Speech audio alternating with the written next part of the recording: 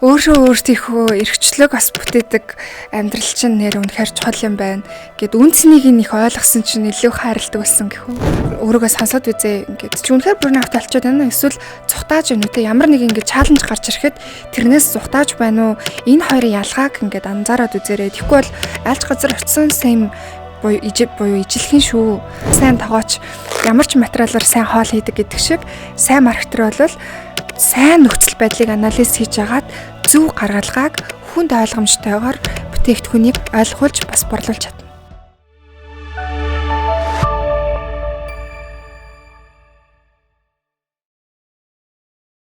Сандерсоно Happy Workplace podcast-ийн маань walkie-talkie бодлонгийн шинэхэн дугаар эхлэхэд бэлэн болоод байна. За тэгээд өнөөдрийн маань дугаараар цацрал хэмээх энэ үзэсгэлэнтэй маркетер бүсгөө оролцохоор хүрэлцэн ирсэн байна. Сайн байна уу? Өдрийн За юуны түрүүнд бидний урилгыг хүлээн аваад цаг цагаагаар хүргээрсэн тань маш их баярлалаа. Баярлалаа. Тэгээд надтай хамт хадсан маш их баярлалаа. За тэгэхээр хоёулаа өнөөдрийнхөө ерөнхийдөө яриаг цацрал хийж хэм болох тухай багахан ч ярилцаж эхлэе гэж бодлоо. За хувь хүний хувьд за тийм мэрэгжил та одоо ямар ажил эрхэлж байгаа вэ? Карьерийнх нь замал юу вэ гэдэг талаараа та манай үзэгчдэд товчхон ярьж өгөөч гэвчсэн. За маш тавчхан ярих хичээе. Гэтэ их олон юм руу нөгөө туршиж үзсэн болохоор ер нь бол яг одоо яг маркетингийн чиглэлд ажиллаж байна. За миний бол үндсэн нөгөө гол ажилтдаг ажлын эхлүүлж байсан зүйл маань гэхэл бизнес хөгжил болон project management байсан. За тэгээд альва төсөл болон бизнес дээр хамгийн гол дааж авч байсан хэсэг маань болохоор market landing буюу зах зээл дээр энэ бараа бүтээгдэхүүн хэрхэн нэвтрэх юм бэ? Яаж танигдах юм бэ гэдэг хэсгийг илүүтэй дааж авч явжсэн учраас сүүлийн 7 жил ялтчгүй маркетингийн сектор л орсон баадаа. Тэгэхээр корпорат чиглэлд илүү их ажиллаж байсан туршлагатай тийм хүн байна. За одоо таны яг ямар ажил мэргэжилтэд ажиллаж байгаа вэ? Одоор бол яг ажилласаа брейк аваад фрилансинг чиглэл рүү орсон байж байна. Сүүлийн 1 сар. Тэгээд агуу нэг юм одоо өөрийнхөө бүтээсэн 10-аад жилийн одоо карьерийг гинт зогсоож аваад тэгээд нэг юм өөртөө амьсгал авах өөрийгөө жоохон таньж мэдэх тийм агаар хэрэгтэй байсан хөө. Тэгээд тэр үе дээрээ явж байгаа. За тэгэхээр ерөнхийдөө хүн ажил мэргэжлээ сонгоно гэдэг бол амьдралынх нь маш том давуу байдаг тий. Тэгэхээр бас үзэгчд маань сонирхож магадгүй анх яаж одоо энэ салбар руу хөл тавихаар шийдсэн бэ? Одоо хувийн сонирхол байсан уу тий? Зарим хүмүүс бол одоо аав ээж хэлээд сонгоцсон ч гэдэг юм уу. Их олон тийм түүхтэйдэг. Таны түүх юу байсан болоо? Би чинь нэг оюутан байхдаа нөгөө хинэтээ оюутан байсан байхгүй юу? Тэг ингээл хаана ямар хурал ямар тэмцээн юу болон тэр дунд ингээ бужигнжээдэг хүүхдээсэн. Тэгээд тэр дундаа хамгийн нөгөө адстайгаар гэхүү намайг 17 онд төгсөхдөө ирсэн бахад стартап гэдэг үг амар модонд орсон. Тэгэл нөгөө инкубаторууд их хөгжиж эхлээл тухайн үед бол харьцангуй өрсөлдөөн баг учраас ийм санаачлагтай хүмүүсийг айгуу дэмждэг байсан. Тэгээд айгуу олон стартапууд ажиллаж үзээ. Тэрнээс гадна стартап бас эхлүүлж үзчихсэн ингээл шаархтаг мархтаг ингээл. Тэгэл нөгөө нэг янз бүрийн ингээл SDG хөтөлбөрүүдэд ч гэсэн аплайдал явж байсан. Тэгээд яг энэ үеэс ихсүүлээд яг project management за ер нь ингээд ямар нэгэн ийм төсөл хөтөлбөр хэрэгжүүлэхэд юу сурах ёстой юм бэ гэдэг ур чадваруудаа яг суулгаж эхэлж байсан байна. Тэгээд эн чинь явж сүүл рүүгээ нөгөө бизнесийн чиглэл рүү айгу ойр олж таарад тэгээд бизнес рүү нэлээд гүнзгий орсон. Тийм ээ тий өөрийнхөө сонирхлоор их олон зүйл хийгээд тэр дундаасаа өөрийгөө олж авсан байх нь. Тий ерөөсөө нэг юм далаараа живж ороод олон төрлийн загас дундаас дуртай загасаа олж авсан гэхөө. За тийм ээ хүмүүс маань одоо ямар нэг ч санхаа мэдгүй ч юм уу бас гацаад идэг үедээ магадгүй олон зүйл туршиж үзэл тэр дундаасаа бас өөрийгөө олж болох нэ гэдэг гой санаа авч байна. За дараагийн маань асуулт болохоор ерөнхийдөө та хэллээ те өмнө нь корпоратив соёлд байсан олон жил ажилласан бүтэн цагийн 9 to 5 хийдэг тий. За тэндээсээ одоо фрилансерийн амьдрал руу шилжиж орсон. Миний одоо харж байгаагаар их том шилжилт болсон байна. Тэгэхээр ийний түрүүнд таны одоо анзаарсан те таны одоо хувийн амьдрал ч юм уу мэрэгжлийн амьдралд анзаарсан ялгаанууд юу байсан бэ? Тийм тэр талаараа ярилцаач. Ер нь бол нөгөө corporate ladder гэж ярьдаг ч тийм корпоратийн шатлаар бол би бол нэлээд явсан. Тэгээд бас нэлээд өндөр түвшиндөө ч бас очиж чадсан гэж би боддог. Тэгээд энэ үед бол би бол зүгээр л ажлын төлөө амьдрдаг л хүн байсан л та. Тэгээ одоо бол яг өөрийнхөө амьдралаар амьдарч байгаа гэхүү. Хүн чинь нөгөө нэг лайф стайл гэж яриад байдаг шүү дээ. Лайфыг стайл хийнэ буюу өөрийнхөө амьдралыг өөрөө зохиохстой байтал яг ажилдаа зохиолгуулад амьдраадсан байхгүй. Тэгээд эндээ бол анзаарахгүй айгу удаан хугацаа өнгөрөөсөн байсныгаа олж нэгээд тэгээд энэ шийдвэрийг гаргасан. Тэгээд яг фрилансер болно гэхэд бол амар айцтайсэн яг үндэ.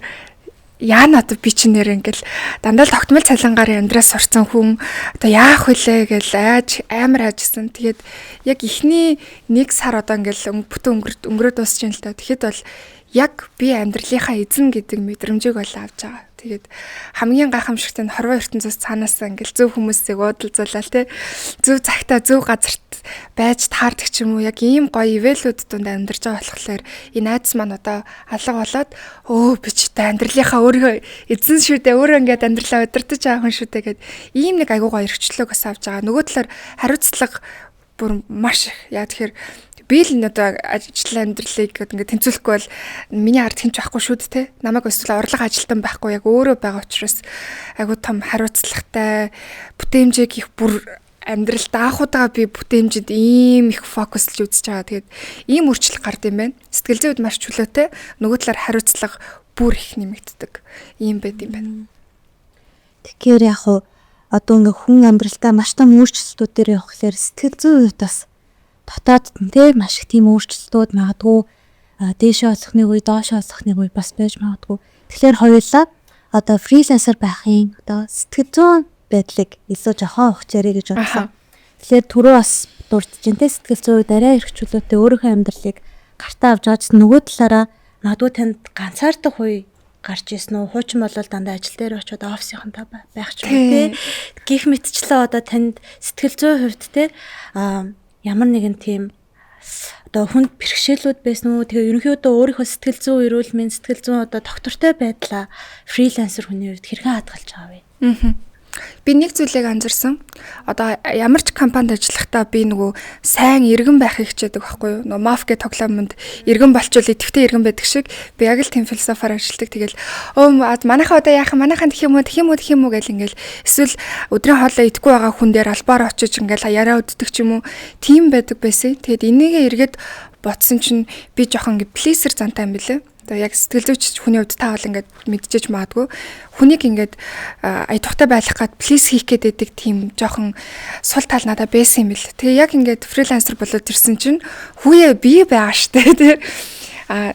Би ядарч байвал би бас ингээд амрах хэрэгтэй. Би ингээд өөрийгөө анхаарах хэрэгтэй гэдэг мэдрэмжийг аггүй хөгсөн гэхүү.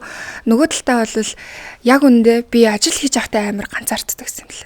Яа тэгэж ажлын цаг дуусаад бүгдэрт ингээл амар олон уулзалтууд руу ороод та бужигнж жагаад орой 9 гээл дуусаад гэрлүүгээ машин бариулж хат би амар ганцаардаг гэсэн байхгүй. Ингээл амар олоолаа хийж байгаа л гэж аимшиг ингээл ганцаараа. Тэнгүүд яг энэ байгаа ингээл олонтойгоо юм шиг мэдрэмж маань яг жинхэнэ олонтойгоо биш л байгаадсан байгаа байхгүй тий. Яг үндэ сэтгэлийн гүндээ бол би ганцаарддаг. Тэгсэн хэрнээ хин нэгэнд ингээ плейс хийдэг төрлийн хүн байсан юм байлаа. Тэгэхээр яг ганцаараа ингээ өөрөө тулаад харсан чинь тэр ганцаараа мэдрэмж алга болсон. Амар сонь. Тэг ингээд яг үндэ өөрчлөлтөй байх тусмаа өөрийгөө олж нэгээд өөртөөгөө байж сурж байгаа гэхүү. Тэгээ одоо ялангуяа би ч нэг тустай гараад ганцаараа амьдардаг болол яг гэрийн тогтчлт багчлтай гэр орны ахуй ажил руу амар орол тэгэл бүх юма өөрөө хийгээд ирсэн чинь өөрийнхөө дуртай юмнуудыг эргэн санаал те жоохон байхдаа би ийм хүсчихсэн шүү. Тэгвэл одоо гэртээ авч тань ч юм уу те. Ингээд энэ байдал маань намайг өөрийгөө ингэж эдгэх, хийх ингэж тийм эрхчлөөг мэдрэхэд амар том тус болсон юм шиг санагддаг. Энэ бол миний амьдралын цаанаасаа одоо нөгөө өгсөн гоё бэлгийн хугацаалах гэж бодоод байна.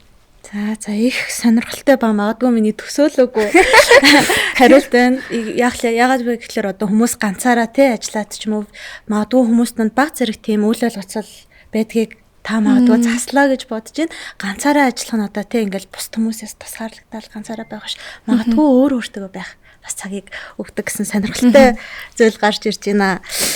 За тэгвэл хоёулаа ерөнхийдөө фрилансер хүний талаар тий одоо амьдрал сайн муу тал сэтгэл зүйн талыг нь ярилцсан болохоор таны сошиал медиа дээр хийдэг чаленжуудыг таныг би бол хамгийн анхны чаленжаар нь орж харж байсан ба. Тэгэхээр би яг санаад идгийн одоо санхүүгийн мацаг буюу өнөөдөр тий ерөөсөө мөнгө өрөхгүй тэг төгрөгний чаленж гэж эхлүүлж яснаас анх таныг одоо олж харж исэн гэдэг. Тэгэхээр та ерөнхийдөө энэ чаленжийг яг яагаад эхлүүлэх болсон талаараа бас ярилцвал сонирхолтой юм шиг санагдлаа. Аха. Ер нь бол гол зарлага маань ингээд юу яах вэ? Жижиг бизнес эхлүүлээд миний хамгийн анхны нөгөө зарлага маань тусдаа гарах байсан. Тэгээд би чинь бас одоо ингээд 30 руугаа төгсөн айлын бага ээж автаагаа л амьдрал байсан л да. Гэхдээ аав маань бараг чи хотелд амьдраад байна. Шүн унтгаж л ирж байна. Би алдчихвал тийм амьдралтай байсан байхгүй. Өглөө гараад ажил гэж бужигнж явсаар агаал тэгэл шүн орж ирдэг. Тэгэл унтчаал өглөө гарч явдаг. Тэгээд за би ерөөсөө л яг өөрийн гэсэн амьдралаа бүтээх хэрэгтэй. Надаа орон зай хэрэгтэй нэгэд тэгэд тусдаа гарах зорилго тавиад тхийн тулд чинь надаа яг хатгаламж байсан.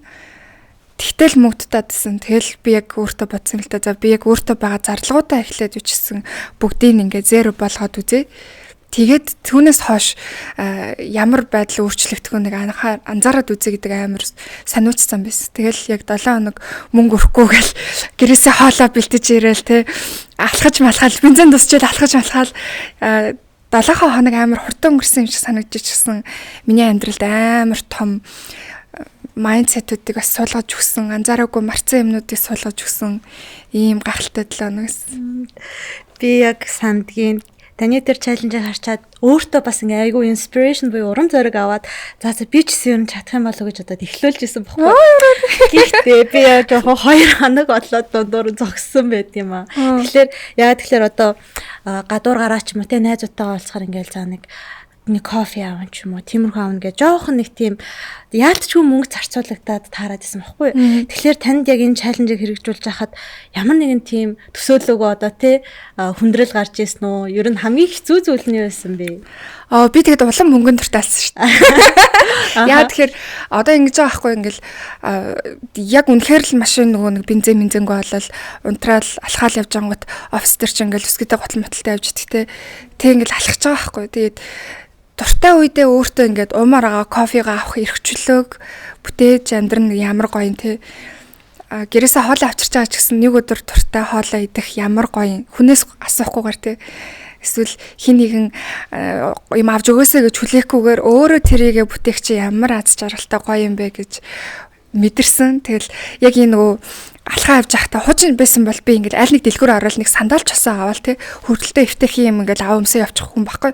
Тэгж яхад нэрээ ингээл өөртөөхөө эрхчлөөг бас бүтээдэг амьдрал чинь нэр үнэхээр чухал юм байна гэд үнцнийг их ойлгосон чинь илүү хайрладаг болсон гэхүү.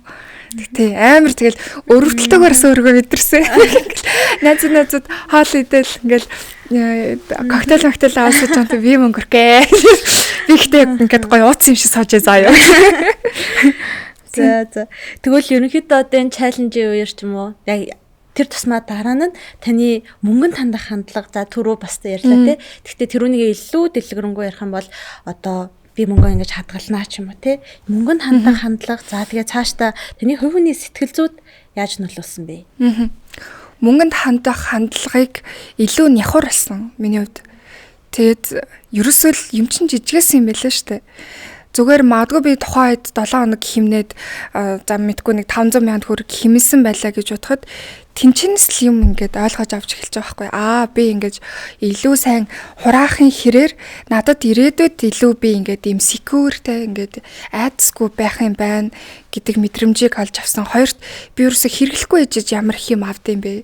Хэрэглэхгүй ээжж яасан олон тренд дагд юм бэ гэдгээ бас ойлгож авч ирсэн. Тэгэхээр одоо бол ялангуяа тусдаа гарсан болохоор ингээд надад хэрэггүй би ашиглахдаггүй байгалах юм бол би ерөөсө тэрийг хөдөлж авах болсон. Тэгээд сүүлд нэг бичлэгэн дээр дандаа нэг хувцас авсан. Тэгцээсэн жоохон шинэ хувцас аамаа гэд. Надад бол энэ бол амар гоё аахгүй ингээд. Надад өмсгөд амар өвтэйхэн энэ хувцсандаа амар дуртай. Тэгээд ингээ өмсгүй олон юм авснаас өмсгддэг чанартай хэдэн хувцастаа сольж өмсгөх надад их үнцэнтэй байна гэж ойлгож авсан. Тийм л миний амьдралыг их л өөрчилж авлаа да. За энэ чаленжийг бол намайг дахиж одоо эхлүүлэх урам зориг өгсөнд баярлалаа. Тэгээд яг эхлүүлж байхад хүмүүс зөвлөхөд би л хавдаа шүү. Амар тийм нөгөө weak буюу ингээд ийм сул доройлог мэдрэмжтэй байсан. Сул дорой гэдэг нь одоо нөгөө нэг мөнгө юусоо зарахгүй байгаадаа сул. Тийм одоо ингээл ихэнх хэрэглээ чинь танагдана тий. Ихэнх одоо найзуудтай уулзах тий хоол идэх бүх юмнууд чинь танагдаад ирэнгүүт хүсэж идэх тэрний юмнууд чинь бүгд байхгүй бол идэрч байгаа шүү дээ. Тэгэнгүүт ингээд нэг юм жоохон юм хамааралтай мэдрэмж авах гээд юм лээ. Тэгэнгүүт энэчнээсээ албаар өөргөө өвтөж чинь гэсэн үг шүү дээ. Чи яг ингээд сахилга батгүй байснараа ирээдүйд ингээд уртаараа ийм хамааралтай юмроо орж болно. Тэгэхээр одоо жоохон мэдэрч авч жагаад арай илүү хариуцлагатай бай гэд өөрийгөө жоохон тэгдэг гэхүү. Тийм амар сайхан зүйл шүү дээ. Гэхдээ нэг удаа ингээд мэдрээд авчихад гимгүү. Тийм магадгүй нэг 7 хоног 2-7 хоногод авчих юм бол арай амар болоод урсгалтай ороод ирсэн. Одоо ядаж гой дулаарцтай алхаж болох. Айгу над шиг ингээд даарж мараад алхаад байхгүй арай гайгүй.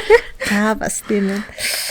За тэгвэл хоёулаа бас ер нь таныг ингээд сошиал медиа дээр дагаад сонирхоод явдаг хүний хувьд нөгөө нэг bucket list буюу 30 нас хүрэхээс өмнө хийж үзэх зүйлс гэсэн бас ийм сонирхолтой чаленж гэсэн байлээ. Энэ чаленжийнхаа талаар түрүү нэг шиг ерөнхийдөө яагаад тэгэхээр болсон бэ? Танд юу зааж сургасан бэ гэдэг талаар. Би нөгөө багадаа амир мөрөөдөмтгий, төсөөлөмтгий хөвгтэйсэн байхгүй юу? Надад бүр ингээд төсөөлийн найз байдаг гэсэн.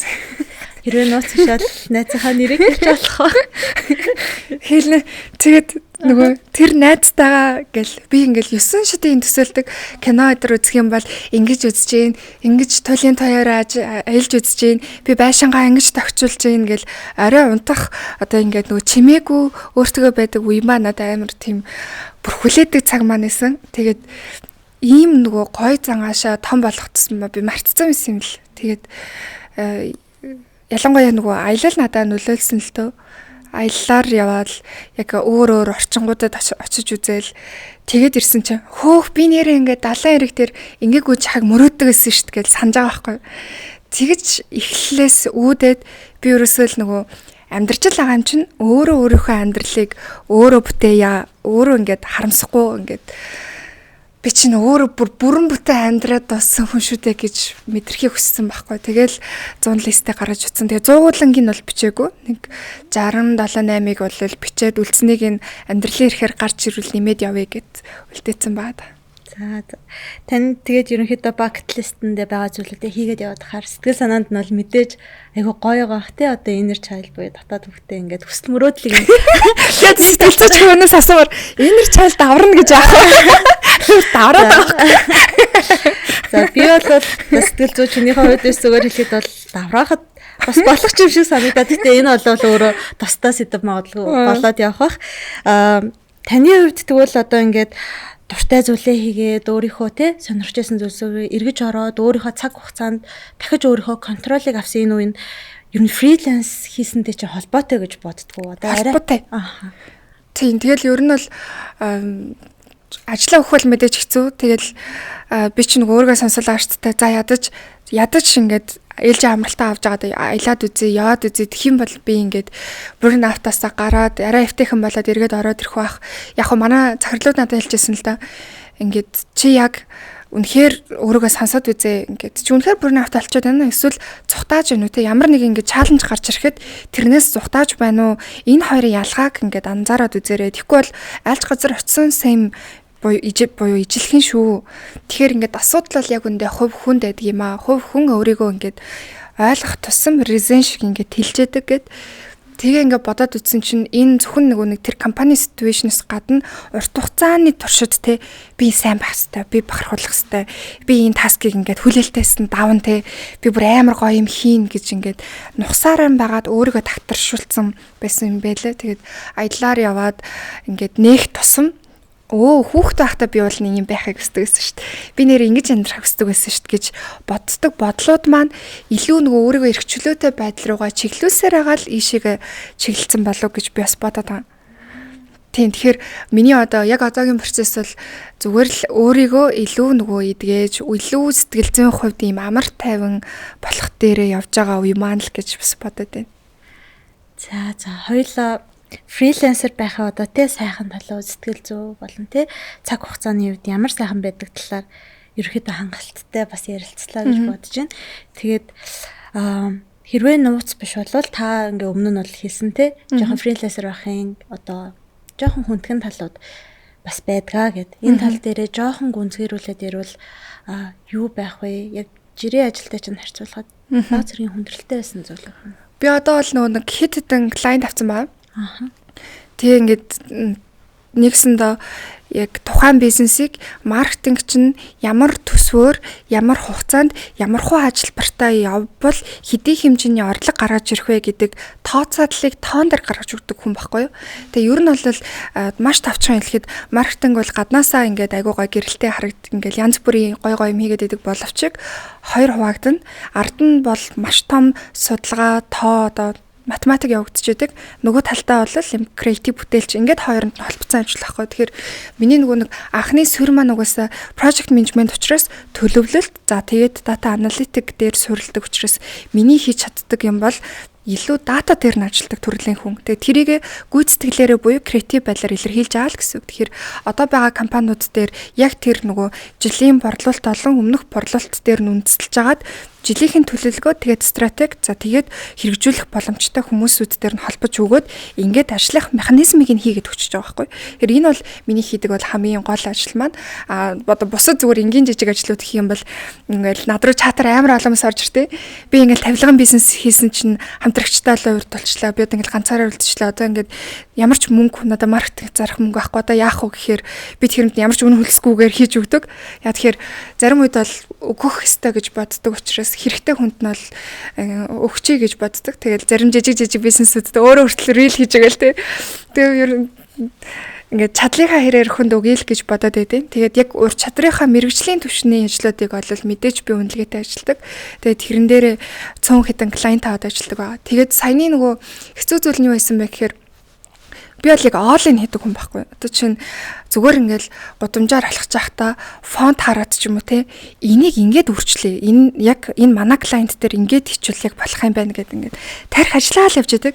Тэгээд 2-3 руу тоо нэмэгдээд ирэхин хэрээр миний нөгөө потенциал дүрээд ирж байгаа байхгүй.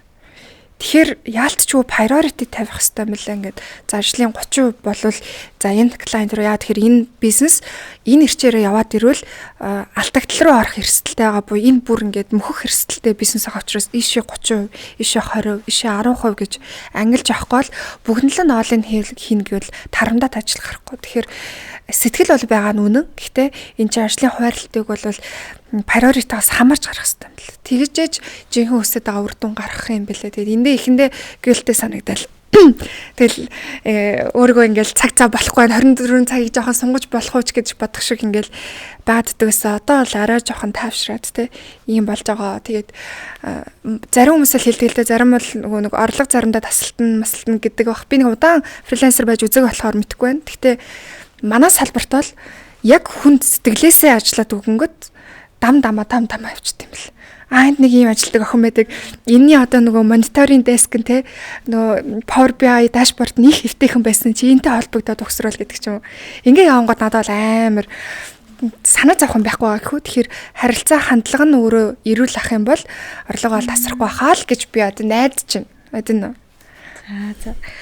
Яг маркетер гэж ямар одоо тийм мэрэгжил вэ? Ямар хуу зүйл вэ гэдэг талаар их олон миний мэдтгүү үнцгүүдийг гаргаж иржээ. Одоо тийм маш их тоо баримттай ажилдаг тийм хүмүүс бол яг одоо ямар ч мэрэгжлээс гадна буюу өнгөц левлээс нь хараад за иймэрхүү мэрэгжил байх гэдэг ерөнхий төсөөл байдаг баг. Тэгэхээр миний дараагийн асуумаар байгаа асуулт нь болохоор за тагийн мэрэгжлийнхаа тухай одоо түрүү зөндөө юм ярьлаа. Гэхдээ нэмэж бас хэлэх зүйл байна уу? Одоо ингээд маш том ертөнц шүү дээ. Тийм чинь агуу том ертөнц. Тэгээд үзэж байгаа хүмүүс тунд магадгүй энэ чиглэлээр мэрэгчлээ сонгохыг хүсэж байгаа хүмүүс байхыг ч бас үсэхгүй. Өөр мэрэгчлээ ч гэсэн магадгүй ийш бас хөрвөхийг хүсэж байгаа ч хүмүүс ээж магадгүй. Тэр хүмүүстээ зориулаад ерөнхийдөө ямар хөө зүйл байдаг вэ? За хэрвээ маркетер, сайн маркетер байна гэдэг нь яг ямар зүйлийг хэлдэг вэ? Ямар одоо чанарууд, хувь хүний чанарууд бас нөлөөлдөг вэ энэ тал дээр? Батласаа хаалцаач. Одоо жишээ нь сайн одоо өсчин гэх юм бол одоо эрэгтэй ус сайн засдаг өсчин ч юм уу те. Хүүхдийн үсийг засдаг. Эмэгтэй хүний химик хийдэг ч юм уу. Ингээд ниш болоод явдсан шүү дээ. Тэгэхээр маркетинг дээрээ ч гэсэн аль болох өөрийнхөө давуу тал буюу ингээд өөртөө армор нэмэх ниш олох хэрэгтэй юм шиг санагдаад байна. Тэгэхээр манай салбар чинь маш олон чиглэл рүү явж байна те, зураг авалт руу гарч байна, яг ТV-с рүү явж байна, эсвэл яг нөгөө нэг CRM суурьтай явах гээд байна. Миний бол сонгосон чиглэл юу байсан гэхээр анханасаа би бизнесийн тоог ойлгодог хүн юм бол энийг л барьж авах хэрэгтэй гэд project management гэж бас нэлээд хөөж явсан. Тэгээд яг креатив чиглэл рүүгээ ороод ирэнгүүт би яг ингээ ойлгосон байхгүй. Би ерөөсөө креатив project руу орох хэрэгтэй байна. Буюу одоо Монголд хөвчлэн ингээ жоохон замбраагүй явдаг болвол би энийг project management-ийн түүлийг аваад креатив project руу тавиад за тэгээд ингэх юм бол цаг хугацаа тэгээд зардлыг маш их өндөр хэмжээнд бууруулах боломжтой байна гэж харсан. Тэгэхээр миний хувьд бол надтай ажиллахын одоо хамгийн том давуу тал нь юу вэ гэхээр бүх зүйлийг процессжуулж өгнө. За тэгээ процесс маань өөрөө логик буюу тоон дээр үндэслэх байх хэрэгтэй гэж. Одоо жишээлх юм бол бид жилд 30 төрлийн SKU буюу бараа бүтээгдэхүүн үйлдвэрлэдэг байлаа гэж бодъё. 30 нэгэн зэрэг маркетингдад яваад байл. Энэ бол маш хэмжээний зардал байхгүй. Тэгэхээр оновчлыг хийж өгөхийн тулд ард нь тэгштэл хийнэ гэсэн үг. За манад маркетинг зарцуулах 3 сая төгрөг байлаа тий. Гэтэл ажиллах хүч маань ийм байлаа. Хүсэж байгаа борлуулалтын орлого маань энэ байна. Тэгэх юм бол энэ дотор яаж одоо маневр хийж болох вэ гэдгийг нь тооцооллыг гаргаад тавьчихна гэсэн үг. Тэгээд тэрийгэ цаг хугацааны скежюл дээр гаргаж тавьж агаад за хэдүүлээ ямар аргаар ажиллах юм те. Яг бүтэн маркетингийн бага авч тавих юм эсвэл хайр хийгээд те гол таалантуудыг тухайн кампани үеэр авчрах юм уу. Энэ 30 SKU-г алинд нь хуваарлаж тавих юм. Наадмын үеэр юу борлуулалттай авах гэдэг борлуулалтын үзэлтэй харж агаад хувааж тавиад ингээд амар сайн тогооч ямар ч материалаар сайн хоол хийдэг гэдэг шиг сайн маркетер бол сайн нөхцөл байдлыг анализ хийж агаад зөв гаргалгааг хүнд ойлгомжтойгоор бүтээгдэхүүнийг ойлгуулж бас борлуулж чадна. Би бол ингэж л өгдөг. За маш их баярлалаа. За хоёулаа одоо ерөнхийдөө үзэгчдэд зориулаад баг зэрэг зөвлөмжүүд ч юм уу те таны өөрийн туршлага дээр суурьсан зүйлсээс ярих гэж бодлоо. Хамгийн түрүүнд мэдээж одоо яг 9-5 хооронд ажилтдаг офисын ажил, корпоративын ажилд ажиллаж байгаа хүмүүс маш олон байгаа бах. Тэр дундаасаа ер нь яг фриланс руу ороод үзчихдэг ч юм билүү те. Би чадах болов уу гэж бас бодож байгаа хүмүүс байж магадгүй. Таны хувьд одоо ингээд яг тэр ертөнцөөс өөр ертөнц рүү одоо ингээд хөл тавиад одоо ингээд явж байна те. Энэ өндөрлгөөсөө харахад яг хүн ямар үедээ фриланс руу орвол та ер нь их зүгээр гэж бодож байгаа санхүү ч юм уу те сэтгэл зүйн хувьд энэ тал дээр тань ямар нэгэн зөвлөгөө байгаа юу? Би бол яг одоо насрын фрилансер хийхээс тэгээ мэдэхгүй байна. Тэгээ надаа ямар ч гэсэн нөгөө олон улсын глобал брэндүүдээс job offer ирсэн. Тэгээд одоо нэгсэндээ за стартапд ажиллаа, дунд төвшөнд ажиллаа, корпорат буюу 10,000 хүнтэй компанид хүртэл ажиллаж үзээд одоо бүр интернэшнл компанид явж үзэх offer ирсэн байгаа байхгүй. Тэгээ би бас бодоод байгаа. За энэ нэрчээрээ явах уу эсвэл хийж үзээгүй нэг юм дуусгаж үзээд тэгээ явах уу гэд. Гэхдээ альч кейс дээр байсан бэ? Миний одоо найздаа хэлэх зөвлөмж гэвэл яг суурай жоохон бэлдэх хэвээр. За ядчил 3 сар ажил хийхгүй байхад өөрийнхөө идэх хоолоо олох мөнгөө карманда бэлтцсэн байдаг ч юм уу те. Ганц 2 клиентийнхаа урсгалыг танил талаараа олцсон. Одоо жишээ нь миний хувьд гэхэд ядчил нэг юм жижиг сажиг контент хийж эхлээд хүмүүс рүү ингээд аппроучинг хийж эхэлж байгаа байхгүй. Энэ ингээд цэцэрлэг хувийн амьдралаа дэлгэхийг хүссэндээ бас хийгээд байгаа зүйл биш. Энүүгээр дамжуулж зөв хүмүүстэй холбогдохыг хүссэн учраас би дуурч эхэлж байгаа байхгүй. Тэгэхээр энэ иймэрхүү байдлаар өөрийнхөө салбартын онцлогоо харж агаад суурьч хэрэгтэй юмнуудаа жоохон бэлдээд өсөхгүй бол хоосон далаар ингээд пүг гэд өсөрчүүл нэгдүгээр эрсдэлтэй 2 цаг хугацаагаараа хохирно те сэтгэл зүгээрээ хохирно. Тийм учраас жоохон сүүхэтэй нэг юм зэн үзэл хэрэгтэй юм шиг санагдаад байна. Тэгэхээр одоогийн байдлаар бол надаа энэ амьдрал маань бол агүй сайхан нэг талаараа надад бол амралт шиг л байна те.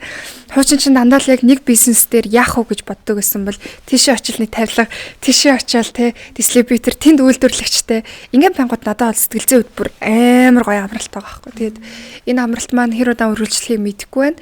Гэхдээ юу ч гэсэн зүгээр содоггүй хөндөө тэгээ би бол зүгээр согтсон ядраадар хөндөө байгаад юу хийх тусмаа тэр дундаас ирч хүч аваад төрлөх баг шиг шүү дээ. Тэгэхгүй гэртээ бас байгаад тахтасан улан гэр оронгоо гэдэг чинь би л болоод тийм аа. За тэгвэл хоёулаа одоо ажил мэргэжил, карьер гэд тэр талаар зөндөө их ярьлаа. Тэгээд бас яг таны одоо түүхийг сонсоод, карьерийн замналыг сонсоод ч юм уу те надаа яалтч нэг асуултыг асуумаар санагдчихэв. Яг ингээ 20 насны үед ч юм уу те дүнгиж төгссөн хүмүүс яг ингээл ажлын байран дээр хөлөө олохгүй бол яаж ажиллах уу гэл 20 нас чинь бол өөрөө айгүй тийм жоохон эргэлзээтэй их олон чухал шийдвэрийг жоохон хүүхдийн биед байгаа юм шиг мөртлөөл гаргах хэрэгтэй нас байдаг те. Тэгэхээр одоо илүү жоохон буцаад хувийнхээ тал руу ороод таны одоо 20 насны амьдрал чинь ямар байсан бэ? Сэтгэл зүйн хувьд ямар том амжилт ч юм уу те даваануудыг даван туулсан бэ? Магадгүй бидний подкастыг сонсож байгаа 20-од насны хүмүүс байх юм бол тэр хүмүүст одоо юу гэж хэлмээр байна вэ?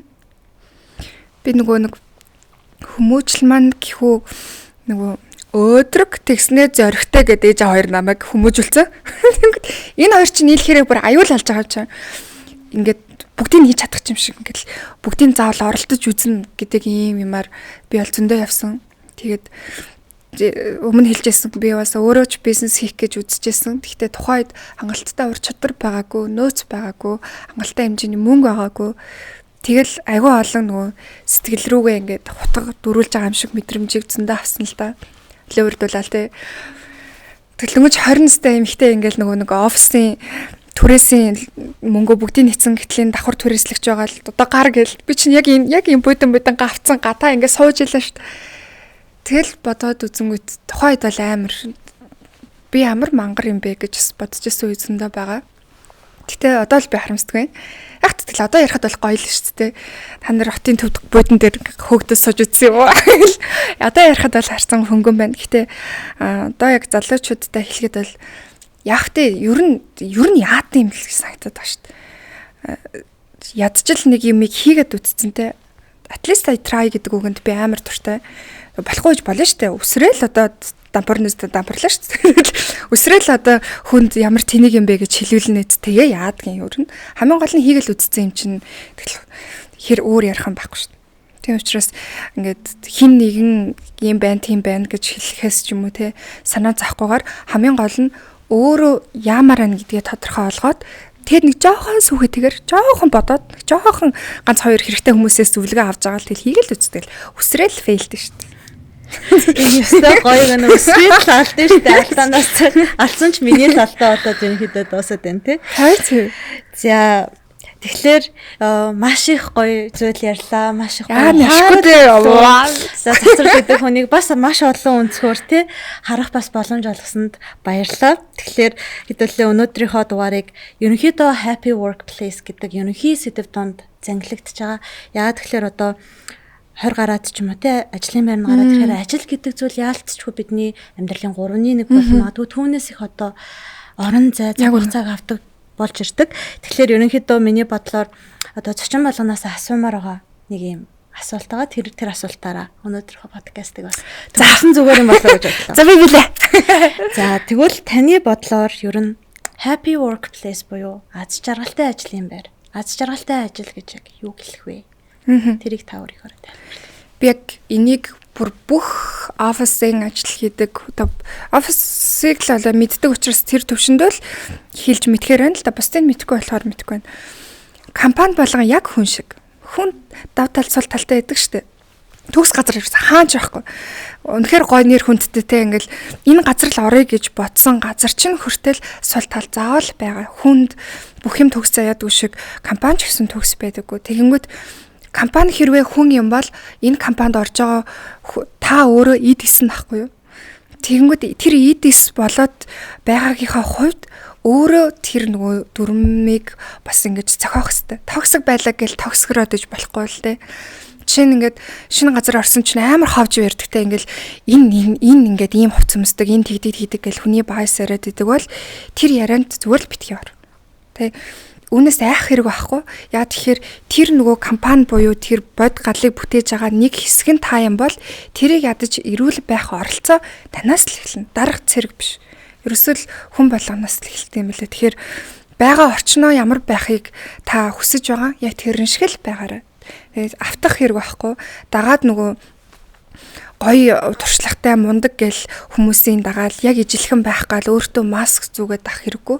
Яа тэгэхээр хэдэн жилийн дараа өөрөө харамсан шүү дээ. Хин нэг муулаад эсвэл дагаж нөгөө гоё охтуудтай хамт байх гал хувцалтаа өөрчлөөл юм уу те. Эндээ эргээд өөрөөхөө харамсах учраас өөрөө ямар орчин бүтээхийг хүсэж байна. Компанид ороод яг л тийм байгаарай. Тэгээд ирэхэд аяндаа бүр үнэхээр сүнцэн компани бол тэгэл ойлгогдно.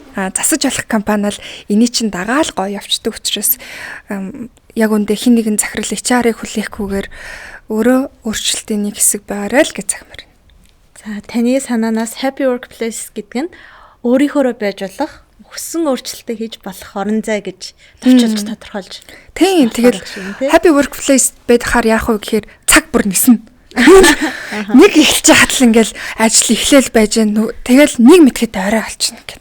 Ерөөсөө ийм цагийн юу бол бүр баримжаа алга болтол явна. Тэгээ өглөө ажилдаа ирэхэд ийм дарамтгүй орж ирнэ. Яа юм аргааш нэгт өдөр гэдэг ийм мэдрэмжгүй амьдрна гэдэг чинь аим гоё эрхчлээ байхгүй тий. Тэгэхээр ийм гоё эрхчлөөтэй амьдрах эрх нь та бүхэнд байгаа учраас тий. Энийхээ төлөө тэмцэл хэрэгтэй шүү дээ. Лайл. За энэгээр одоо өнөөдрийнхөө подкастыг өндөрлөе гэж бодлоо. Тэгээд за дахин баярлалаа. Бид нэрээ урилгыг хүлээж аваад ийм гоё яриа өрнүүлсэнд баярлалаа. За тэгээд бидний Happy Workplace подкастын маань Walkie Talkie болонгийн 2 дахь дугаар инхүү өндөрлж байна. Тэгээд та бүхэнтэйгээ дараагийн дугаараар бас нэгэн сонирхолтой зочинтой уулзна гэдэгт итгэлтэй байна. Баярлалаа. За баярлалаа. Баяртай.